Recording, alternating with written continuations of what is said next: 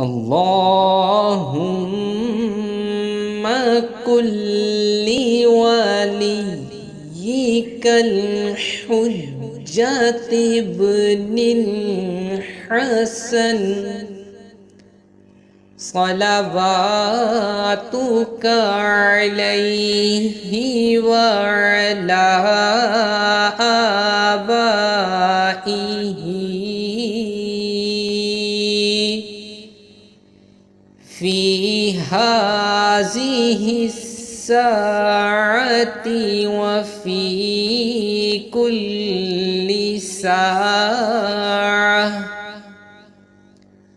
وفي كل ساعة وليا وحافظا وقائدا وناصرا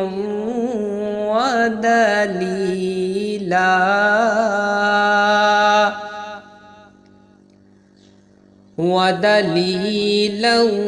وعينا حتى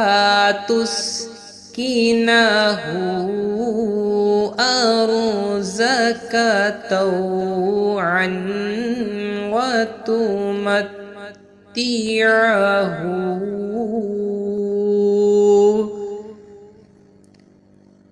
فيها طويلا. اللهم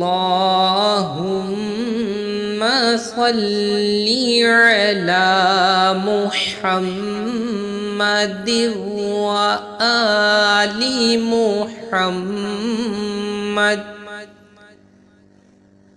وآل محمد وعجل فرجهم